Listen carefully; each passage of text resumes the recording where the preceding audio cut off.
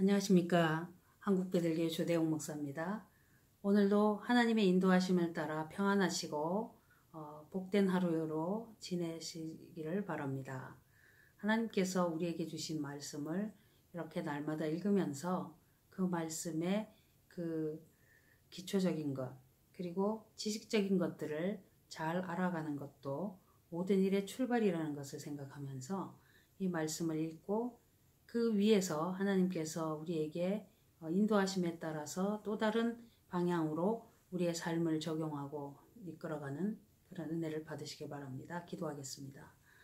하나님 아버지, 오늘도 우리가 주의 말씀을 읽을 때 성령님의 임재하심과 함께하심을 느끼도록 은혜를 더해 주옵소서. 예수님 이름으로 기도드립니다. 아멘. 찬송 401장입니다. 찬송가 401장 찬송 드리겠습니다. 전성을 향해 가는 성도들아, 앞길의 장애를 두려 말아라. 성령이 너를 인도하시리니 왜 지체를 하고 있느냐. 앞으로 전성을 향해 나가세. 전성 문만 바라고 나가세. 모든 천사 너희를 영접하러 문 앞에 기다려 서 있네. 너 가는 길을 누가 비웃거든 확실한 증거를 보여주어라. 성령이 진히 감화하여 주사 저들도 참 길을 얻으리. 앞으로 전성을 향해 나가세. 전성 문만 바라고 나가세. 모든 천사 너희를 영접하러 문 앞에 기다려 서 있네. 너 가는 길을 모두 가기 전에 내 손에 든 검을 꽂지 말아라.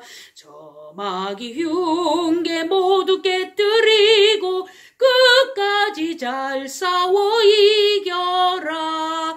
앞으로 전성을 향해 나가세. 전성 문만 바라고 나가세. 모든 천사 너희를 영접하러 문 앞에 기다려 서 있네. 아멘.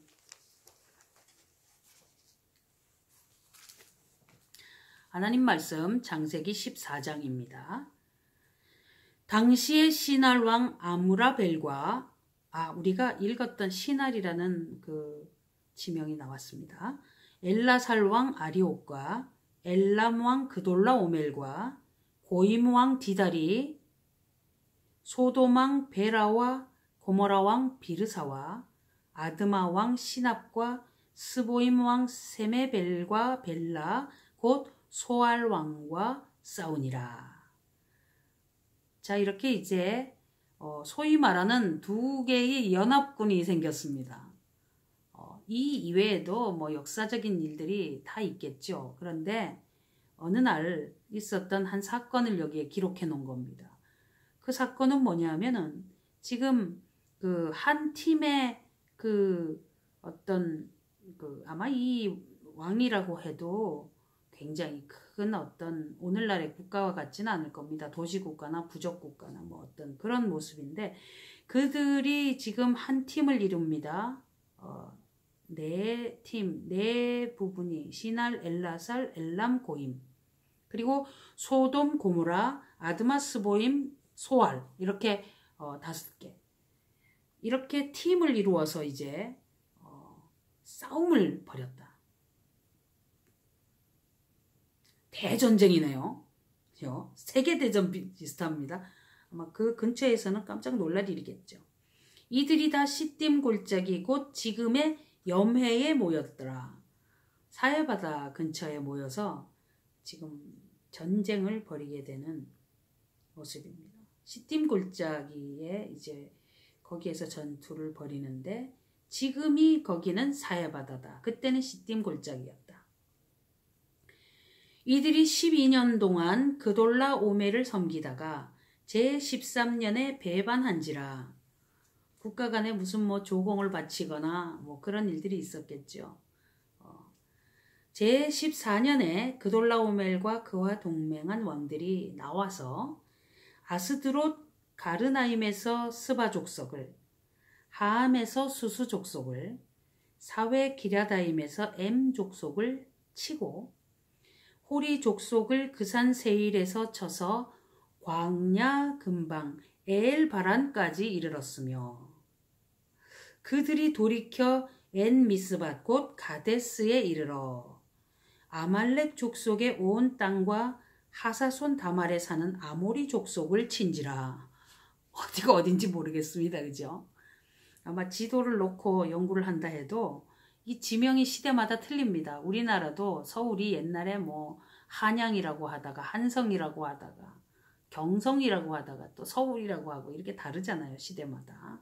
그런 것처럼 지금 여기에 이 지명과 인명은 참 다 이해할 수도 없습니다. 그런데 아마 지도가 이런 연구 위에서 만들어진 지도가 여러 가지가 있습니다. 그래서 뭐 어느 시대마다 그 출판된 것들을 가져다가 우리가 지도를 보면서 공부를 하죠. 그래서 보면은 이렇게 이제 이런 그 성서 지도 같은 책들을 만들어서 내어놓는 분들이 있고 우리가 그런 것들을 가져다가 공부를 하게 됩니다. 이런 그 연구하고 그런 사진들을 또 나누고 하는 이런 좀 앞서간 분들이 있어서 참 같이 공부를 하게 되어서 이분들에게 참 감사한 그런 마음을 갖고 있습니다. 여기에 이렇게 그 기록된 내용들을 보면은요, 무슨 지도들에 이렇게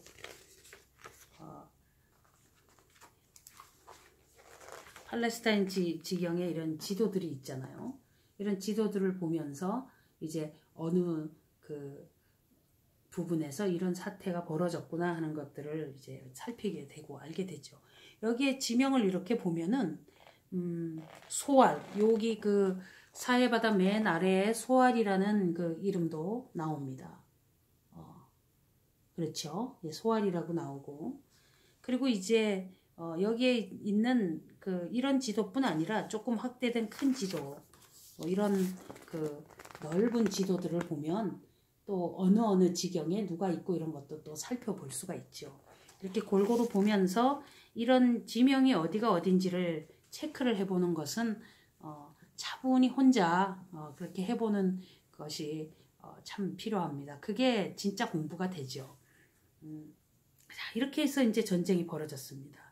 소돔 왕과 고모라 왕과 아드마 왕과 스보임 왕과 벨라 곧 소알 왕이 나와서 시딤 골짜기에서 그들과 접전하였으니 곧 그 5왕이 엘람 왕 그돌라 오멜과 고임 왕 디달과 시날 왕 아무라벨과 엘라살 왕 아리옥 4왕과 교전하였더라.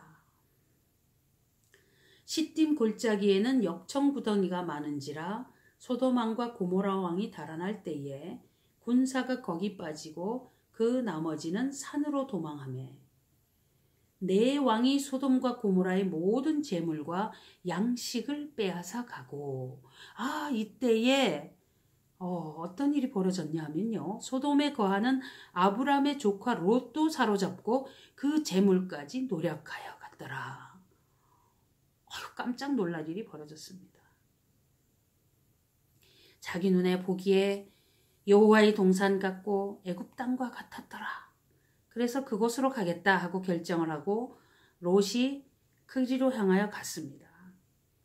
13장 13절에 소돔 사람은 악하여 여호와 앞에 큰 죄인이었더라 이렇게 기록이 되어 있는데 그곳에서 살면서 그만 이런 일을 당하고 마네요. 도망한 자가 와서 히브리 사람 아므람에게 고하니 때에 아브람이 아모리 족속 마므레의 상술이 숲을 근처에 거하였더라. 마므레는 에스골의 형제요 또 아넬의 형제라. 이들은 아브람과 동맹한 자더라.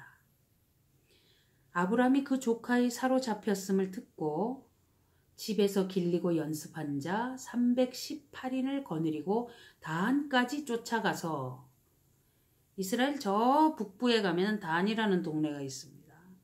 거기까지 가서 그 가신을 나누어 밤을 타서 그들을 쳐서 파하고 다메섹 좌편 호바까지 쫓아가서 모든 빼앗겼던 재물과 자기 조카 롯과 그 재물과 또 부녀와 인민을 다 찾아왔더라. 와, 인민은 이러니까 이상한 느낌이 드나요?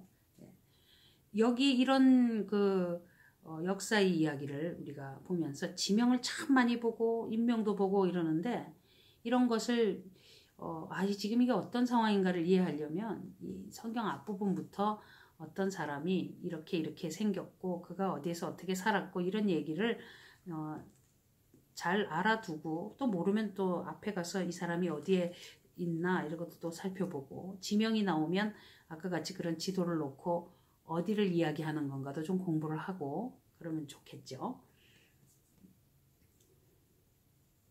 자, 이제 다 찾아왔습니다. 아브람은 아마 이 전쟁을 하는 데 있어서 이 나를 따르라 하는 무슨 그런 무사 같은 그런 파워도 가지고 있었나 봅니다. 집에서 318인이 무사가 용사가 있었죠. 그러니까 이게 집집마다 이렇게 군인을 기를 수 있느냐. 뭐 그 시대에는 오늘과 같은 이런 국가적인 측면이 아니니까 이렇게 그렇게 할 수 있겠죠. 17절 아브람이 그돌라오멜과 그와 함께한 왕들을 파하고 돌아올 때에 소돔 왕이 사회 골짜기 곧 완곡에 나와 그를 영접하였고 얼마나 고맙겠어요. 그 많은 것을 가져갔는데 다 망할 뻔했는데 근데 우리가 여기서 하나 생각해야 될 것이 소돔이 굉장히 악한 동네라고 알려져 있었죠. 그런데 그들이 한번 다 죽고 망할 일을 당했잖아요. 우리가 항상 이런 것들을 기회로 봐야 됩니다. 어떤 사건이 생길 때 그 사람들이 그것을 하나님의 사건으로 보느냐 아니면 자신들이 그것을 그냥 뭐 일상적으로 보느냐 뭐 차이가 있을 겁니다. 소돔 왕이 만약에 이때에 아브라함을 만나고 또 이제 그 일어난 사건에 대해서 어떤 하나님의 사건으로 생각하는 어떤 단초를 조금이라도 가졌다면 이후에 어떤 일어나는 다른 문제에서 이제 좀 벗어날 수 있지 않았겠나 하는 그냥 그런 우려를 괜히 한번 해봅니다. 한번 많이 혼난 거죠, 거의. 살렘 왕 멜기세덱이 떡과 포도주를 가지고 나왔으니 그는 지극히 높으신 하나님의 제사장이었더라. 하나님의 제사장이 그때도 있었나 봅니다. 그래서 그 살렘이라는 어떤 그 지경에 멜기세덱이 있었죠. 그가 이제 와서 이제 하나님께 제사하고 그렇게 하는 어떤 존재가 있었는데 그가 떡과 포도주를 가지고 왔다.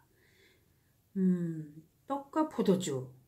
그냥 일상적으로 먹는 음식 같지만 후일에 우리 예수님께서 성만찬을 제정하실 때 떡을 주시고 포도주를 주시고 또 그것은 무엇을 얘기하냐면은 나의 살과 나의 피다. 예수님이 말씀이시라 말씀이신 예수님의 살과 피를 먹는 것은 말씀을 배우는 것이다. 이렇게 연계시켜서 보는 것이 맞습니다. 그러면서 이제 예수님의 피 흘리심과 우리를 위해서 찢기시고 죄 용서해 주시는 것에 대하여 우리가 배우게 되는데 이 살렘 왕 멜기세덱이 떡과 포도주를 가지고 왔다는 것이 참 독특하죠. 아마 하나님 앞에서 이것들을 나누어 먹게 하였겠죠. 그가 아브라함에게 축복하여 가로되 멜기세덱은 복 주는 사람이 아니라 복을 비는 사람입니다. 천지의 주제시오 지극히 높으신 하나님이여 아브라함의 복을 주옵소서. 자, 아브라함을 축복하는 자에겐 복을 주고 아브라함을 저주하는 자에겐 저주하리라. 멜기세덱은 복 받겠네요. 그 원칙에 따르면. 근데 이미 뭐 하나님의 제사장이니까 너희 대적을 내 손에 붙이신 지극히 높으신 하나님을 찬송할지로다. 이 모든 일은 하나님의 주신 은혜요. 하나님께서 대적을 붙이셔서 이기게 하셨다는 것을 알도록 하라는 의미를 멜기세덱을 통해서 하나님께서 아브라함에게 가르쳐 주시고 알게 하시고 또 그 갖고 있는 생각에 확신도 주시는 그런 것을 봅니다. 내가 이겼다. 아브라함이 내가 이렇게 기치를 발휘하여서 우리가 그 믿는 사람들이 어디 가서 자꾸 내가 이런 거 얘기 많이 하는데 이런 걸 보면 참 조심스럽습니다. 무슨 일이든지 하나님을 높이고 하나님의 주신 힘으로 한 것으로 표현하고 나가는 것을 할 때에 분란이 적어지죠. 교회에서도 뭘 하고 자꾸 자기가 칭찬받으려고 하고 그러면은요. 거기에서 억하심정과 서러움이 생기고 거기에서 욕을 하고 그러다가 막 교회에서 분란을 일으키고 그렇게 해요. 왜 자기가 칭찬을 받아야 되죠? 하나님이 주신 힘으로 했다 하면은 아무런 게 없잖아요. 그래서 하나님 아버지 앞에서 이런 행동을 하지 않을 수가 있을 텐데 그렇게 살면은 자기만 어렵습니다. 모든 일을 하나님이 하셨다.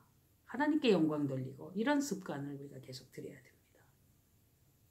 당연한 것이죠. 사실은 내가 살아서 움직이고 지금 이렇게 말도 하고 성경도 보고 이것도 다 하나님의 주시는 힘과 능력과 은혜가 아니면 안 되는 겁니다. 사람이 나의 나된 것은 하나님의 은혜다. 그렇게 이제 찬송할지로다 하매 아브라함이 그 얻은 것에서 10분의 1을 멜기세덱에게 주었더라. 지금 여기서 이제 11조 얘기가 처음 나온다 이러는데 처음 11조를 드린 것은 아닐 겁니다. 이게 이제 11조를 드리는 것이 일상적으로 아브라함이 그 신앙 안에서 해왔던 것을 그냥 당연히 그렇게 행했다고 보는 것이 맞을 겁니다. 11조를 내라는 말도 없고 아무 얘기도 없었어요. 10분의 1을 멜기세덱에게 주었더라. 이렇게 하는 것들이 시작이 되고 그리고 이제 이런 그 해오던 것들에 대한 성문화가 모세오경이라면 모세오경을 기록할 때에 11조 하는 방식을 그때서야 가르쳐 주신 게 아니라 이미 오래전부터 이런 일은 있어 왔다는 거죠. 하나님의 일을 하는 제사장에게 11조를 드려서 그 일들을 감당하는 데 도움이 되도록 하나님이 그렇게 하게 하신 것에 대하여 여기에서 배우고 있는 겁니다. 그리고 그 법칙은 이제 계속 이어져 오고 있는 모습이죠. 어떤 사람은 신약시대 오면서 11조가 폐해졌다 이러는데 11조를 폐했다는 말은 성경에 어디에도 없습니다. 율법이라는 말도 오해하면 안 되죠. 로마서와 갈라디아서의 율법은 폐하고 정하고 완성한 것에 대해서 판단하는 이야기가 있습니다. 그때 가서 좀 자세히 이야기하기로 하고 지금 오늘 이렇게 10분의 1을 처음 드린 게 아니라 이런 일들을 평소에 해왔기 때문에 당연시하면서 그때도 이렇게 해왔고 이후에도 계속하고 그것을 정리해서 또 하게 하셨고 그런 것으로 우리가 모세오경을 이해하고 있습니다. 소돔 왕이 아브라함에게 이르되 사람은 내게 보내고 물품은 내가 취하라. 아브라함이 소돔 왕에게 이르되 천지의 주제시오 지극히 높으신 하나님 여호와께 내가 손을 들어 맹세하노니 내 말이 내가 아브라함으로 치북해 하였다 할까 하여 우리 믿는 사람들이 어떤 그 걸림돌이 되는 것을 방지하기 위해서 어느 때마다 이렇게 조금씩 순간은 손해인 것 같지만 그 걸림돌이 되거나 또 어떤 그 원망이라든가 문제가 될 것들을 남기지 않는 것이 참으로 이 주시는 교훈입니다. 이 말씀이 치북해 하였다 할까 하여 그러니까 만약에 이제 소돔 왕이 아브라함이 복을 받은 것은 나 때문이야. 내가 그렇게 물품을 안 받고 사람만 받아서 그때 아브라함이 부자가 되었어. 이렇게 혹시나 그럴까 봐. 왜냐? 아브라함이 복을 받은 것은 하나님이 주신 은혜인데 세상 사람들이 이런 것을 거기다가 대고 이런 이야기를 하게 되면 하나님께 영광이 되지 않는 것을 아브라함이 그다지 원치 않았을 것이다. 이렇게 우리가 미루어 짐작할 수 있죠. 내게 속한 것을 물론 한 실이나 신들매라도 내가 취하지 아니하리라. 아마 이제 이 소돔 왕의 그 특징과 그의 하는 그 어떤 습성을 알았을지도 몰라요. 그가 만약에 이런 일들을 하고 났을 때 어떻게 했을까 하는 게 있겠죠. 알려진 것도 있을 것이고. 오직 소년들의 먹은 것과 나의 동행한 아넬과 에스골과 마므레의 분깃을 제할지니 그들이 그 분깃을 취할 것이니라. 같이 동맹을 하여 합작으로 함께 가서 이 전쟁에 동참하였던 자들에게는 전리품을 나누어 주는데 본인 것은 안 갖고 가겠다. 또 이들도 원망할 수 있잖아요. 같이 가서 전쟁을 했는데 아브라함이 안 받음으로 인해서 이들도 자기 몫을 조금 기대하고 있다가 못 받게 되면 참 섭섭하잖아요. 그런데 그런 것을 이렇게 이해하고 챙기고 그렇게 하면서 어떤 그 지혜롭게 행하는 이런 아브라함의 모습을 봅니다. 우리가 이제 이런 것을 읽으면서 아무래도 이제 아브라함은 그 하나님 앞에 기도하면서 받은 지혜로 이렇게 행실을 하겠죠. 우리가 그런 것들에 대하여 기대감을 가지고 무엇을 하든지 어떻게 하든지 하나님의 뜻대로 하고 하나님의 사람이 어떤 그 원망이나 또 어떤 그 무슨 문제나 송사에 얽매이지 않기 위하여서 최선을 다해서 지혜롭게 하고 때를 따라서 어떤 것에 대해서 포기할 거 포기할 줄 알고 이런 식으로 지혜롭게 하는 것들 하나님 앞에 기도하면서 해안을 얻어서 움직이는 거 얼마나 귀하고 복될까 이런 생각을 하게 되죠. 그러면서 이제 이 말씀 안에서 우리가 참 하나님 아버지 앞에서 이 신앙생활이라는 것이 이렇게 가는 거구나 하는 것을 배우게 되고 알게 됩니다. 믿음의 조상이라는 이 아브라함, 복의 근원인 이 아브라함이 하는 것을 보고 우리도 이 방법을 잘 판단을 해야 되죠. 롯을 보고 거봐 내 말을 안 듣고 그러더니 뭐 저쪽으로 가서 이렇게 되었냐 하고 그래 너 그렇게 한번 했으니까 잘 한번 혼나봐 뭐 이렇게 하는 게 없어요. 어쨌든 간에 그 말씀 안에서 할 수만 있다면은 다들 좋게 만들려고 하고 할 수만 있다면 하나님 앞에서 자신이 조금 어떤 것이 어떻다 부족하다 할지라도 주의 일을 위해서 하나님 나라를 위해서 될 일과 할 일에 대한 모든 것들을 우선시하고 열심을 품는 이런 모습들 하나님이 우리를 위하여서 알게 하시면서 지금 이렇게 살아가는 것이 복받는 주님의 자녀의 모습이다 이렇게 우리에게 알려주시는 거겠죠. 그래서 우리가 어떤 사건을 맞이할 때에 이 사건을 전부 하나님의 사건으로 보고 이 사건을 어떻게 우리가 접하면서 어떻게 우리가 이것을 헤쳐나가고 할 것이냐를 하나님께 여쭙고 그 안에서 주님의 것을 구별하고 주님의 뜻에 따르고 이런 것들에 대하여 아주 그냥 순탄하게 그냥 술술 자연스럽게 나오는 그런 신앙인으로서 성장하고 준비되게 되는 것에 대한 소망을 우리가 주님 앞에 토로해 봅니다. 기도하겠습니다.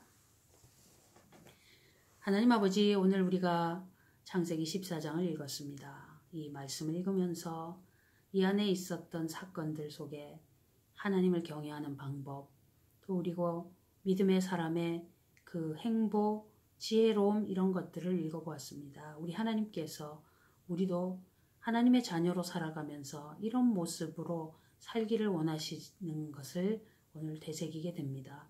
하나님 아버지 신실한 신앙인으로서 때를 따라 주시는 은혜와 지혜로 모든 일을 정함이 있게 온전하게 다 알고 또 정하고 움직일 수 있게 되도록 저희들을 성령 충만으로 이끌어 주시옵시고 하나님 안에서 오직 믿음, 오직 예수, 예수님의 이름을 높이고 그 이름의 모든 일에 회방을 받지 않기 위하여 모든 일을 하나님의 영광을 위하여 하라 하신 그 말씀을 다시 되새기는 은혜의 백성이 되도록 인도하여 주옵소서.